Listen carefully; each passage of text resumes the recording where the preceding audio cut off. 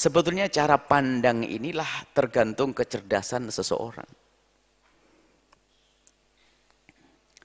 Dan itu tanda cerdasnya seseorang. Kalau orang itu selalu membicarakan semua yang dilihat, ini enggak cerdas.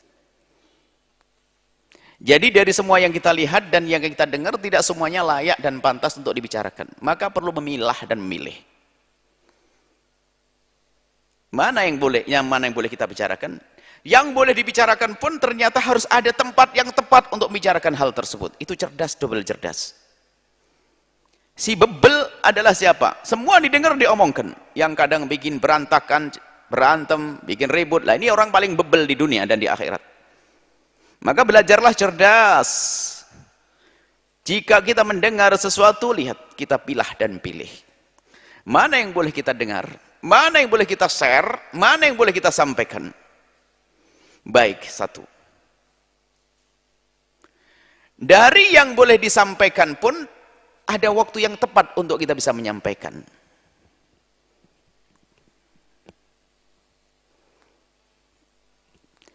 Sebuah video tentang pengantin yang baru menikah, saking senangnya dan bersyukur kepada Allah lalu meninggal dunia. Enak banget ya, ya, bersyukur lalu ucap alhamdulillah asyhadu alla Allah, meninggal. Ini cerita tentang pengantin yang husnul khatimah, video kecil. Tak taunya temannya menikah lah, teman yang lain menikah, dikirim video ini, kan kurang ajar, suruh mati atau bagaimana? Dikirim video tentang kematian orang ini. Jadi kalau mengirim video, biarpun itu boleh, harus tahu waktu di saat orang susah yang sesuai dengan kesusahan, yang di saat orang senang sesuai dengan kesenangan. Ini yang boleh disebar pun kita harus memilih waktu yang tepat. Yang boleh disampaikan pun tidak semuanya disampaikan ke asal orang. Cerdas. Ngerti makom. Muqtadul hal, kapan kita akan berbicara? Dengan siapa kita berbicara? Dan kapan pembicaraan harus dikeluarkan?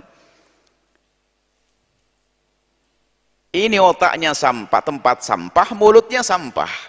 Ditampung semua, didengar semuanya, maka keluar semuanya, sampah dan sampah.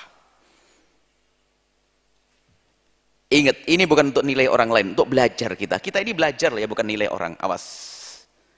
Majelis ini kita belajar dengan Imam Nawawi, kita belajar.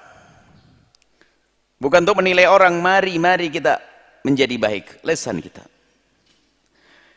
Jadi di dalam mendengar sendiri kita perlu ilmu cerdas. Mana yang tidak boleh aku dengar? Yang bakal membahagiakan hatiku nggak perlu didengar.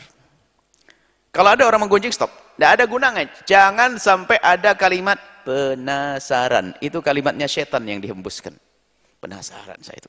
Ngomong apa sih? Penasaran, syaitan. Jadi kalau orang cerdas, dengernya saja itu dipilah.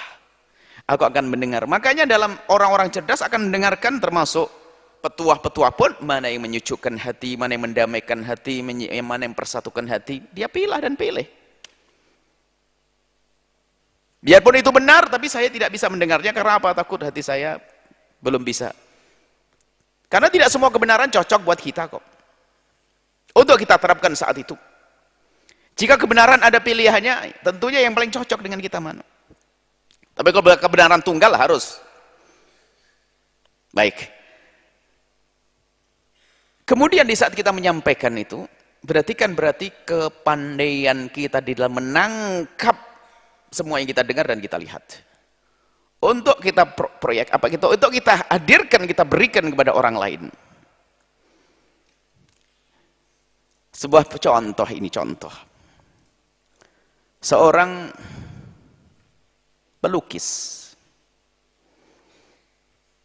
3 model pelukis. Maka ada yang cerdas, ada yang bebel. Dia punya raja.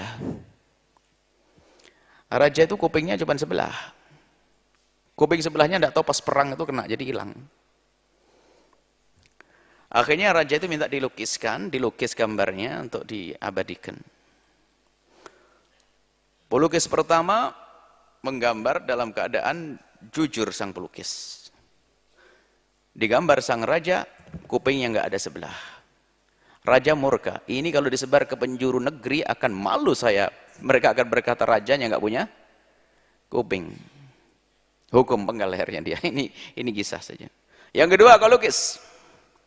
Dilukis. Tak taunya apa?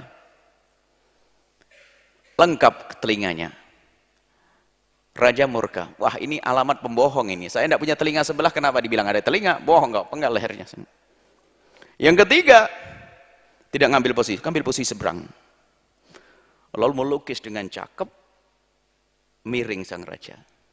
Yang kelihatannya kuping sebelah. Kuping sebelah tutup sama pipinya. Setelah dihadirkan pelukis, kata raja, ini dapat hadiah. Pinter, ngambilnya dari sebelah, bukan dari sebelah depan. Ke depan kelihatan kupingnya nggak ada. Berarti kan dia cerdas. Saya akan foto sang raja, aku akan bidik sang raja, gambar sang raja, tanpa saya berbohong, dan tanpa terungkap kekurangan sang raja. Itu sebenarnya kecerdasan dalam membidik. Kita pun juga seperti itu. Kalau bidik itu yang mana yang bisa kita sampaikan? Dari semua yang kita dengar, tidak semua dibicarakan. Jangan jadi mulut sampah, mulut kotor. Selagi masih ada kebaikan yang bisa kita angkat, kita angkat. Kalau kita mencari kawan, teman, sahabat, suami, istri, guru yang tidak bersalah sampai mati, tidak akan punya kawan, guru, dan sahabat, dan istri, dan suami. Semuanya punya kekurangan, tapi kehebatan kita adalah kekurangan sahabat kita akan kita tutup, kemudian kita sempurnakan, kita didik dengan halus. Bukan untuk kita gunjing dan kita bicarakan, bukan untuk kita ungkap. Baik. Setelah Anda menyaksikan video ini, jangan lupa berselawat kepada baginda Nabi Muhammad sallallahu alaihi wa alihi wa sahbihi wasallam.